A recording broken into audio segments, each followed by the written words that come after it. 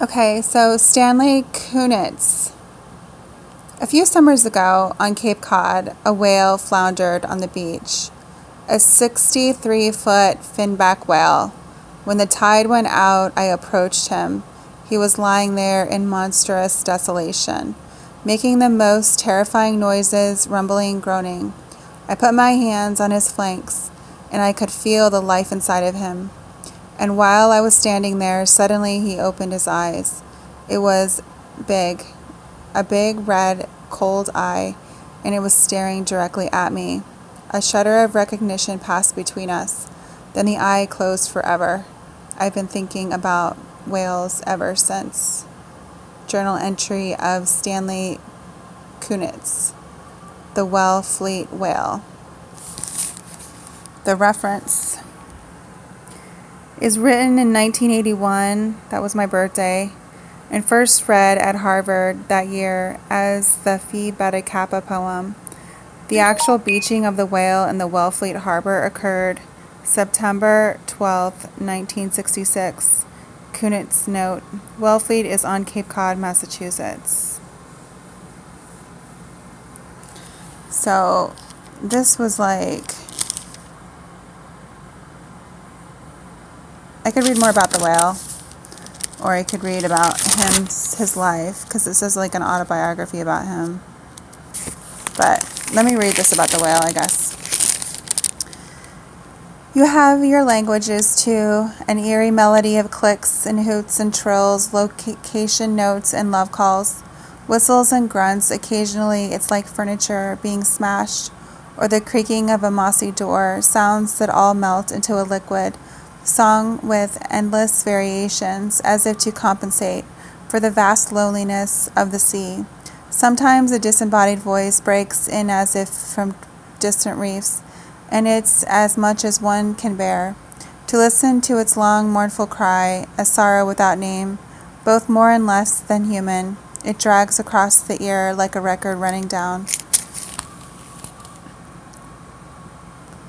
No wind, no waves, no clouds, only the whisper of the tide as it withdrew, stroking the shore, a lazy drills of gulfs overhead, and tiny points of light bumbling in the channel.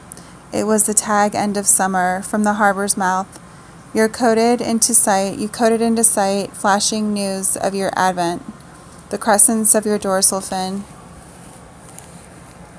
clipping the diamonded surfaces. We cheered the sign of your greatness when the black barrel of your head erupted, ramming the water, and you flowered for us in the jet of your spouting.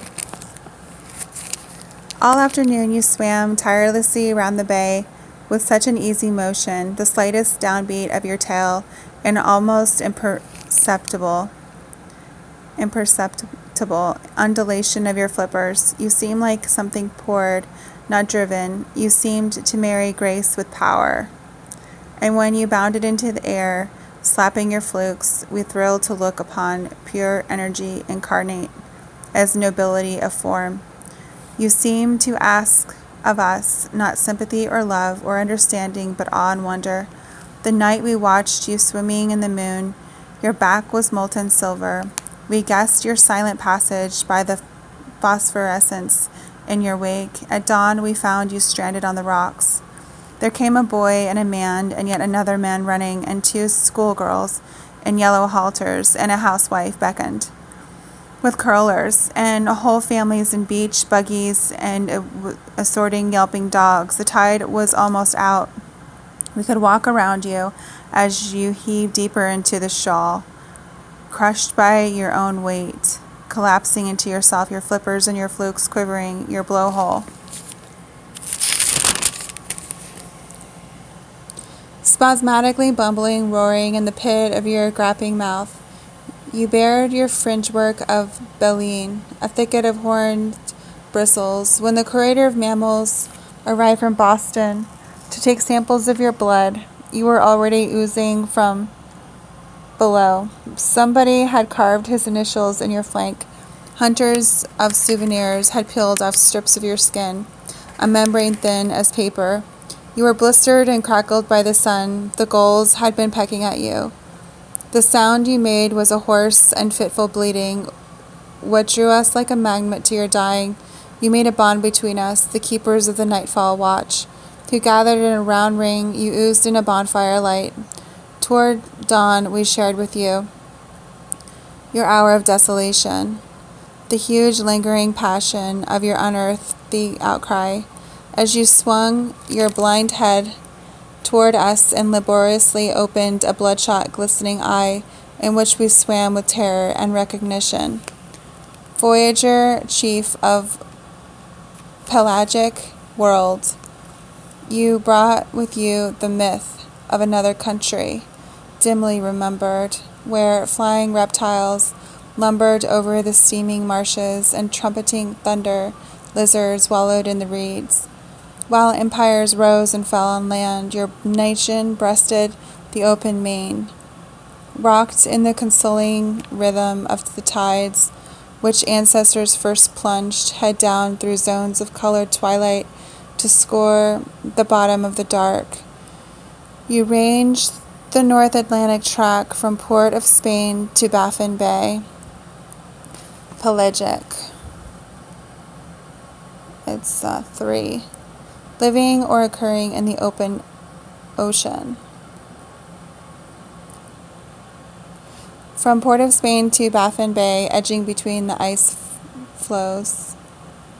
4. Inlet of the Atlantic Ocean between West Greenland and East Baffin Island. Port of Spain is the capital of Trinidad and Tobago.